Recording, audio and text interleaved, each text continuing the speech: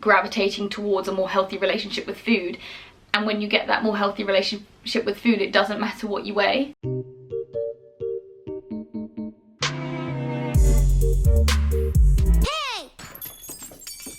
So hi, I am on my floor. I'm on my floor with a cup of tea because we're doing a bit of a different sit down chat video today. The reason I'm on my floor is because my room is a mess and there's nowhere that I can actually film a sit down video, and I'm not used to filming sit down videos. So here I am on my floor with my white background. So if you haven't seen my last video, then please go watch that one first, because this doesn't make any sense. But if you have watched that video, then you would know that I failed the 10,000 calorie challenge. I did 7,000 calories, which is pretty impressive, and so I filmed that exactly a week ago today, and this video is going to be me talking about what I've done since the 10,000 calorie challenge in the last 7 or so days. Well, 7 or so. 7. So firstly, I just want to talk about why I did the 10,000 calorie challenge. Well, the reason I did it is literally because people asked me to do it. There wasn't too much of a deep meaning behind me doing the 10,000 calorie challenge. It was just probably the most requested video that I had, and so I did it. I was a bit concerned about when I was doing the 10,000. Hello? Fizz. That's not ideal, is it? So I was a bit concerned about when I was doing the 10,000 calorie challenge because I didn't want it to... You're really ruining the vibe, Fizz. So, I was a bit concerned when I was doing the 10,000 calorie challenge because I didn't want it to look like I was promoting any kind of binging or any kind of negative behaviours.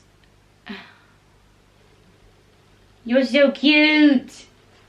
But you need to go out because you're going to be a massive distraction otherwise. This is a serious video, Fizz. I didn't want the 10,000 calorie challenge to be me promoting any kind of binging behaviours or unhealthy relationships with food, because that's not what it was about. It was just a challenge that me and Sophie wanted to do, and that you all wanted me to do. And I have sort of developed almost like a little recovery account type thing on YouTube here, even though I am like 4 years out of treatment. I know that there's a lot of people in eating disorder recovery or suffering from eating disorders that do watch my videos, and so I was aware of that, and I really didn't want to make it look like I was promoting binging. If anything, I wanted it to be less about that and more about the fact that I've come from a girl, a 16-year-old girl with anorexia, to a 21-year-old girl that can attempt the 10,000 calorie challenge and feel absolutely no guilt whatsoever. So the reason I'm making this video is to show why I felt no guilt, or how I felt no guilt since then. Because when I was watching a lot of other people's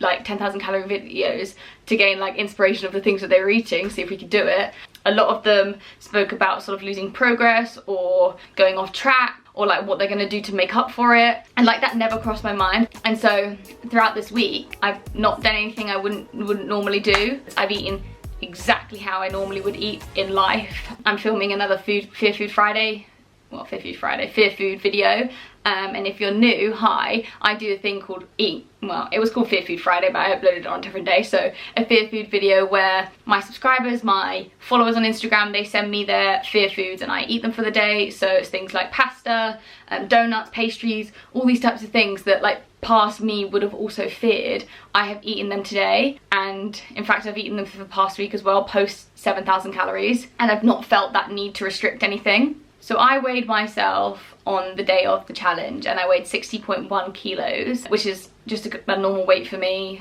As I've said this before, I think I fluctuate between 59 and 61 kilos, so anywhere around there. And then I weighed myself immediately the day after and I went up to 62.6, I think. So that's a gain in one day of 2 kilos. Is that 2 kilos? 2.5 kilos in one day, which obviously isn't true, but there are so many factors that play a role in my weight the day after.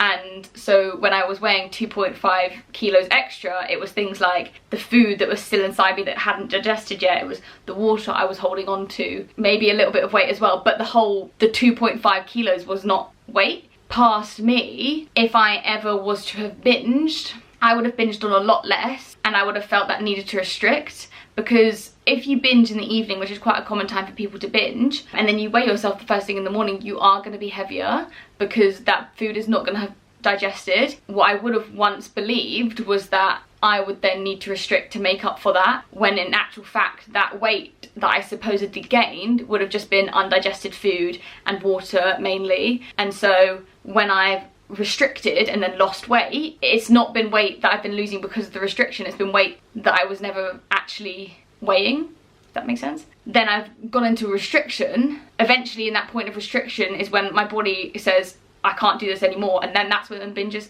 start again. And it's a continuous cycle that is just binge and restrict and binge and restrict, and it's all based off a weight that isn't true. And I think that's also the issue when it comes to weighing yourself every day, is your body fluctuates every single day. There are so many aspects that play a role. If it goes up because of something you've eaten yesterday, that is going to trigger the restriction on that day, even though neither of these could have been true representations of what you weigh. I was weighing 2.5 kilos more and I didn't feel the need to restrict. Now, so I'm 7 days later and I weigh 60.8 kilos, I think. Is that what I came out this morning? Yeah, so 60.8 kilos. I have gained a pound in the past week, including the 7,000 calorie challenge. I wanted to make this video because I think it would be so easy for me to turn around and be like, okay, I didn't gain any weight on 7,000 calories. But I don't think that'll be beneficial to anything. And I don't think that would be beneficial to anyone, me sitting here and being like I didn't gain weight, because firstly it's incorrect, because I gained a pound, but as I've said, that could be due to any factor. Not that food is still digesting, because that was a week ago, but also I've used different scales again, so that is also a massive factor, and I apologise for that, but I'm now home, and last week I was at uni, so yeah, different scales again.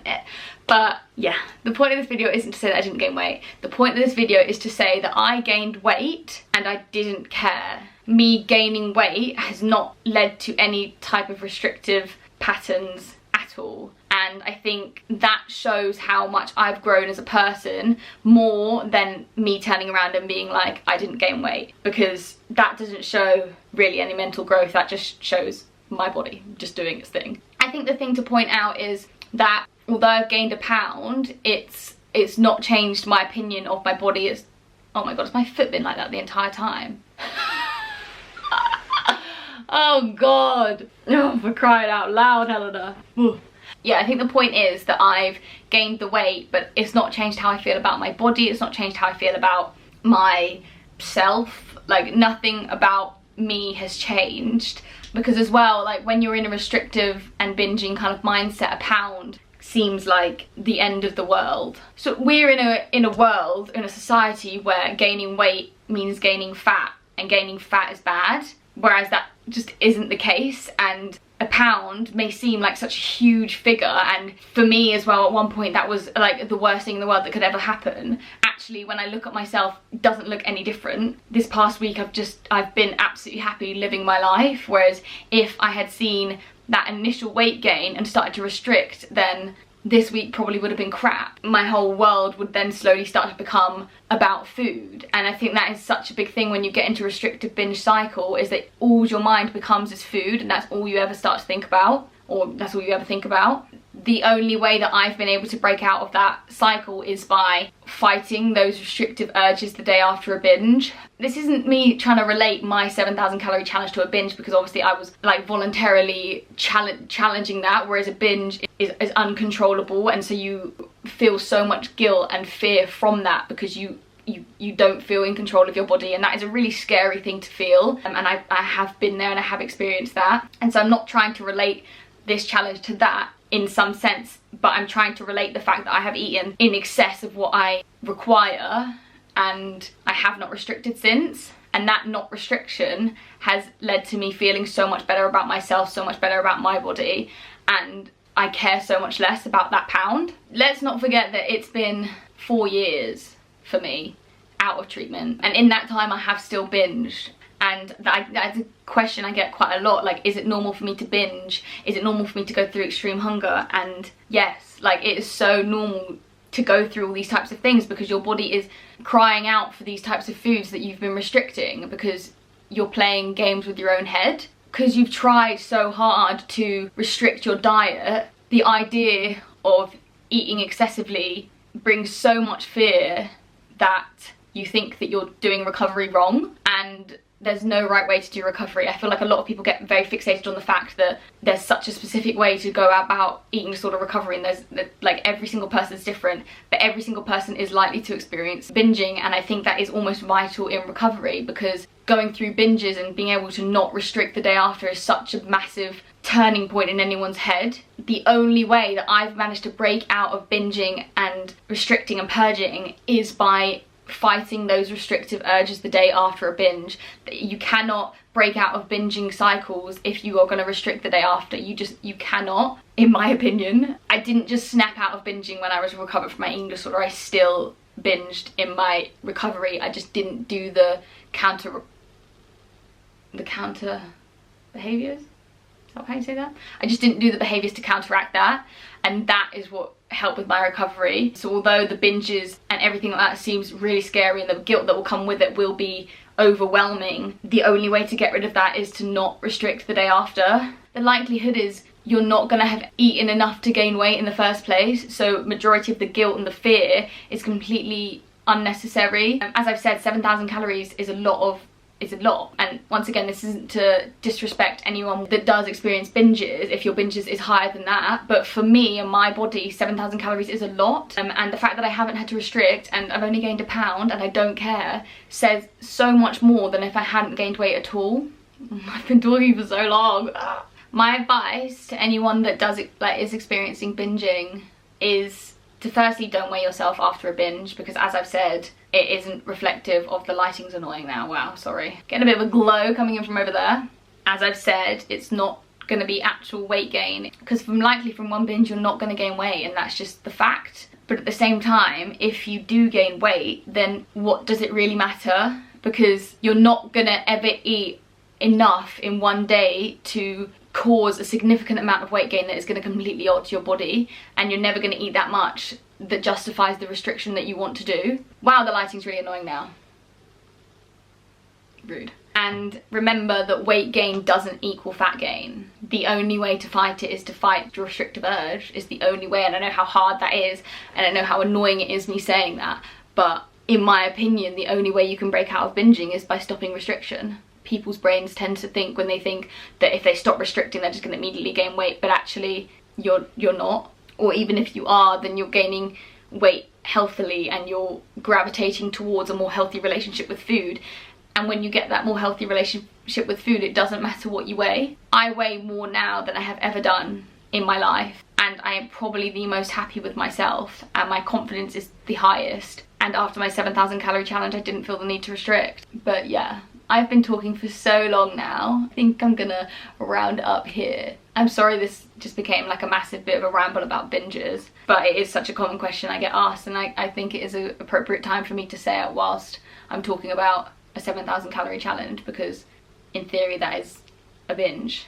Well, it's eating excessively, so it kind of ties in with the binging. But yeah, I hope this has been relatively useful, I guess. Sorry, it was just like, like have all my thoughts. But yeah, it's shown me how far I've come, I guess.